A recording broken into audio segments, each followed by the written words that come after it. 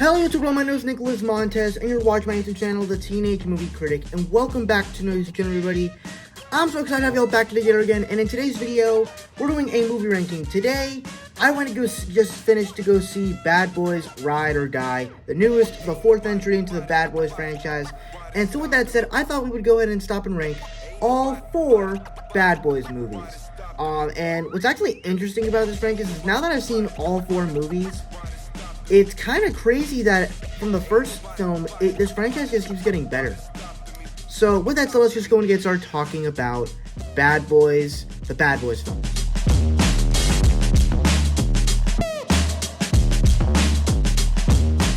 Now, while this movie's in last place, I still think that it is a very good entry to this franchise. The big standout of this, the big thing that I love about this film is, of course, Will Smith and Martin Lawrence's performances and their chemistry.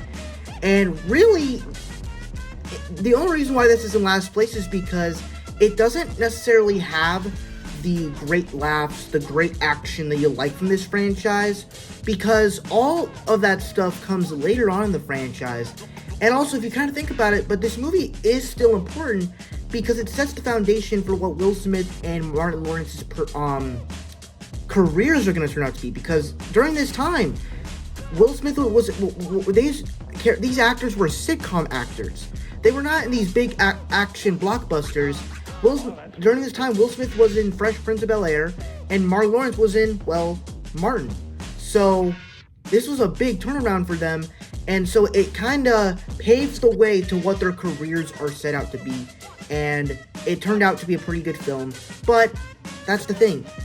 These movies just get better as they go along, so this movie's great, but even though it comes in last place.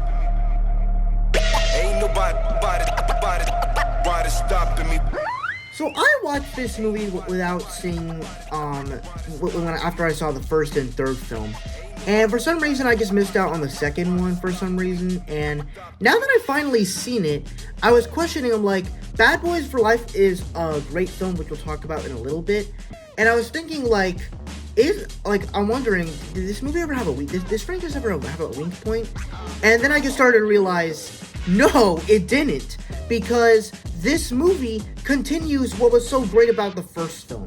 And that the action is better, the chemistry between Martin Lawrence and Will Smith is better, the comedy in this movie is comedy gold, and the characters, and really just a lot of the action is just really good. And this is like the prime of Will Smith and Martin Lawrence and Michael Bay's careers. And also when it comes to the comedy, like I said, there's so many great comedic scenes in here, whether it's with Martin Lawrence. Like, everybody's complaining about how Martin Lawrence is goofy in Ride or Die. This goofiness, I can appreciate because it works for the time it was released. And even especially the scene with Reggie, comedy gold. The only reason why it's in third place is because I don't think the story's not exactly as memorable. You don't really care about the villain. Gabrielle Union, that's a character I do like in this film, and even back then she was still gorgeous, even though she's still gorgeous to this day. I will say though, the thing that actually gets me, that I actually found out, I watched a ranking of the same video, and it turns out there's a series that involves Marcus's sister with Gabrielle Union, and I didn't even know it existed up until I heard about it. So may need to watch it so that way I can do a full-on Bad Boys franchise ranking instead of just ranking the movies. But overall, great sequel.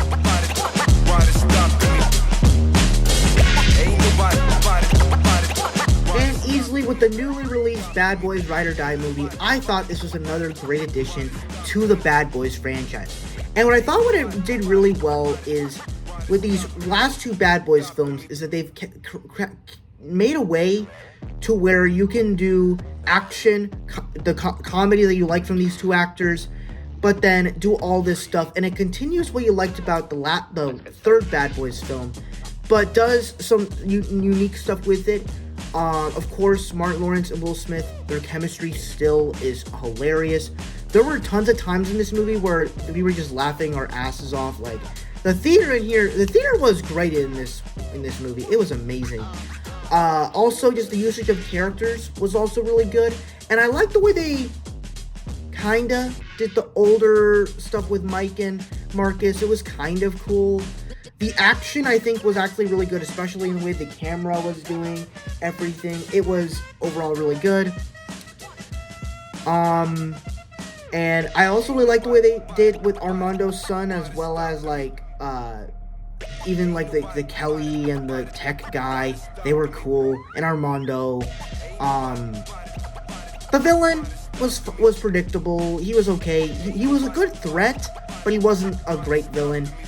The whole stuff with Marcus and believing that he can't die and everything, that didn't necessarily work for me, because it's like, you literally just had a heart attack.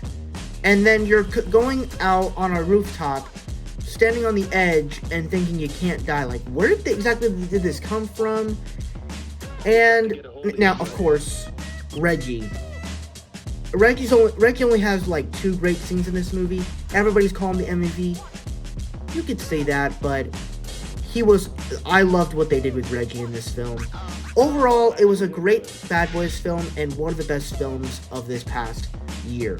I don't know where it lands in this year's ranking, but it's definitely high up.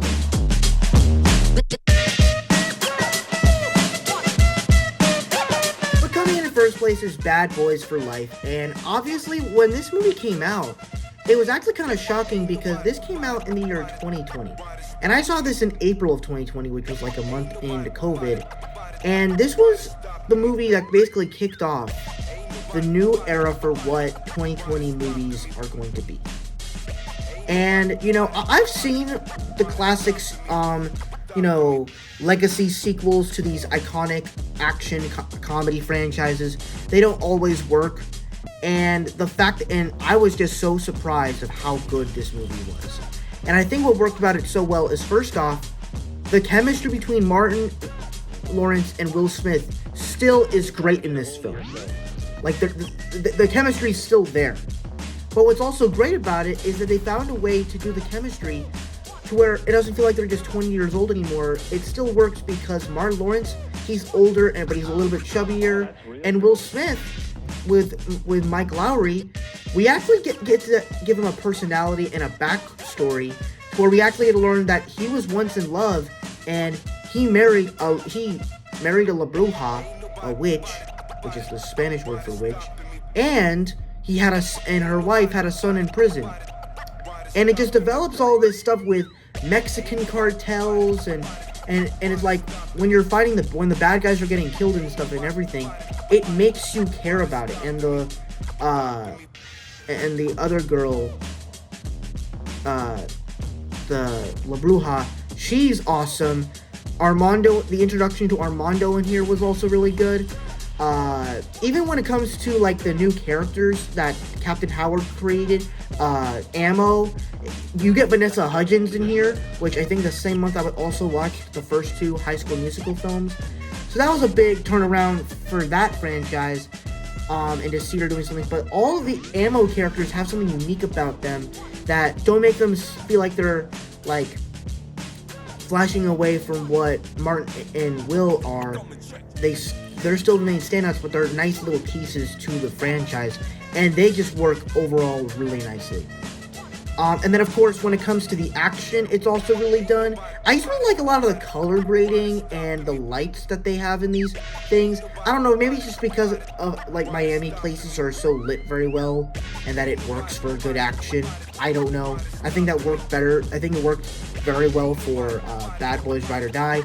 But overall, this is the great way. It also just has great emotion throughout the entire thing. Where because you give Mike a backstory, you're able to care about him. When he's getting shot at, you care about him. When you kill Captain Howard, you care about him. And it has stakes, and you care about it.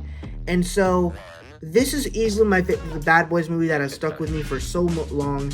And I absolutely love it. And that's why it's at number 1 as my favorite Bad Boys film.